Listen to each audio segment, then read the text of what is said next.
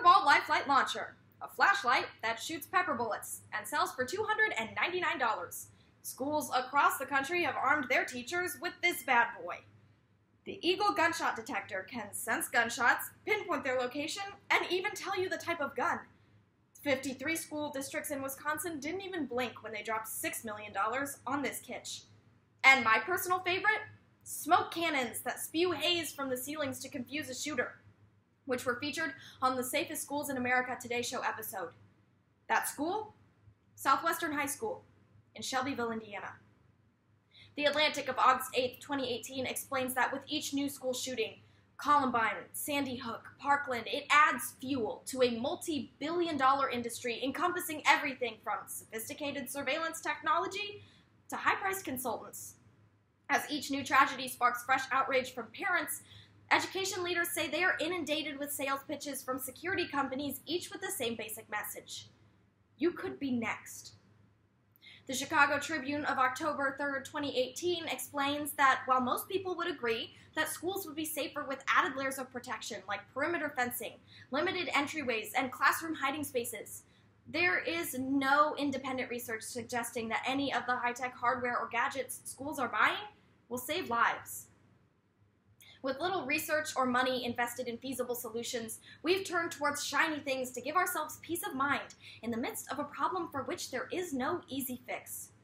So today, it is vital that we examine the causes, effects, and solutions of what the Washington Post of November 13, 2018 calls an overwhelmingly American problem. The school shooting safety industry is the Wild West. Researchers and experts could say just about whatever they want, and it appears as though their audience has been taken in. Upon closer examination, we find two causes: corrupt thought leaders and faulty state standards. First, as pressure mounts on public officials to keep our students safe, they turn to thought leaders for expert solutions. But here's the catch. The thought leaders behind the school safety industry don't just have ties to the industry, they are industry. The Associated Press blows the whole thing wide open when they write about a not-for-profit called the Secure Schools Alliance. Ask anyone in the trenches of school safety and they will tell you that the SSA is the thought leader in the discussion on keeping your kids safe. But what isn't as transparent is that the SSA was dreamt up, launched by, and funded by a multi-billion-dollar publicly traded corporation, Allegiant, which just so happens to specialize in locks, doors, and entry systems. A multi-billion-dollar corporation creates a nonprofit, centers it as a thought leader rather than security researchers, and in December 2018, their recommendations received the U.S. Department of Education's endorsement as best practices. Next, now that the companies have positioned themselves as the most knowledgeable people in the room, they began their campaign to require products in schools nationwide. They helped draft legislation, including language that required product purchases be based off of best practices, the ones they wrote. Last March, Trump signed the Stop School Violence Act, which, among other things, authorized the use of $350 million for equipment. But the nonprofit wasn't done there. The SSA's next step was to pitch their recommendations to ALEC, who used their platform as the model for state legislation across the country. With the help of ALEC, bills are populating our state legislators right now that detail specific building and safety codes that are sure to line the pockets of security firms everywhere.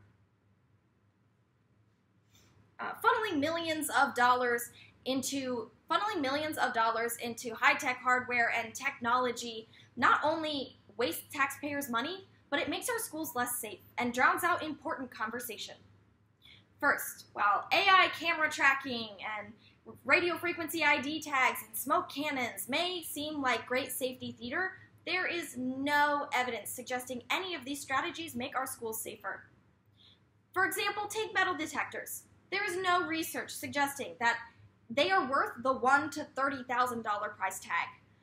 Only 1 in 7 published research studies on metal detectors found a decrease in student weapon carrying. Yet, The National Center for Education Statistics finds that, that metal detectors will be in 1 in 5 schools by the end of the 2018-19 academic year. Ken Trump, no relation, president of National School Safety and Security Services, tells the Chicago Tribune of March 16, 2018, that there is a better way. He says the number one way we find out about weapons in schools is when a student trusts an adult enough to tell him or her that another student has one. Next, the Christian Science Monitor of October 2nd, 2018, explains that our focus on this high-tech hardware and new safety standards siphons focus and money away from programs we know decrease school violence. Education dollars are finite, yet state and federal programs aren't giving school districts the resources they need to implement these new safety standards. The previously cited Atlantic points out that at a time when teachers are crowdfunding online for school supplies, districts aren't receiving the money they need to implement these new standards, so it often comes at the expense of salaries or instructional materials. Stephanie Lee, president of the New Mexico chapter of the American Federation of Teachers, puts it simply: we want secure facilities, but we know that turning our campuses and classrooms into facilities more akin to jails than classrooms does not serve our students, their families, or our communities well. Luckily, there are steps we can take to act on our own solutions. Demand evidence-based policy, ask harder questions, and get involved. First, we must demand evidence-based policy when it comes to school safety. Look, I have not made a career of studying school violence, nor do I have a crystal ball, but I do trust evidence-based decisions. We must follow the research and demand that our school officials and policymakers do the same.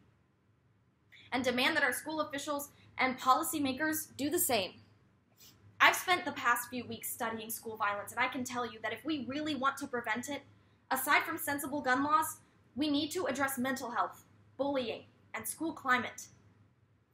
Our product purchases and hardware decisions should be based off of the evidence of their effectiveness, not the skills of a salesman.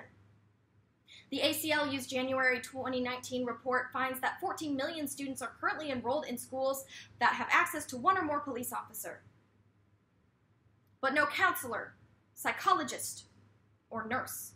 Clearly, smoke cannons are not what our schools need. Finally, we must ask harder questions, not only of our schools, but our officials and researchers. Now that so much money, what issues might occur with officials in the government and industry now that so much money is involved? What is the educational response to a school shooting? How do we teach and talk to our students about school shootings? These are just some of the questions we must begin asking before we implement any more policy. And the place to ask these questions? Your state legislator and in our schools. Go to your local school board meeting. Ask these tough questions. If we allow people to talk for us, we allow our true intentions to be pushed aside by someone else's grand scheme or new product.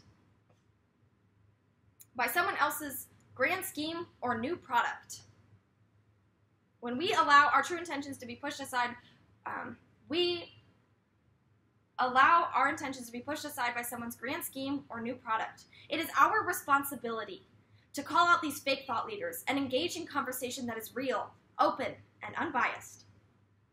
Today, we examine the causes, effects, and solutions of this overwhelmingly American problem. We must demand education in the classroom and for the classroom. When the middle school in my hometown was shot up, we held our breath and prayed that nobody was hurt or killed. It's time to quit praying, and it's time to take down the industry, distracting from real solutions, and get to work.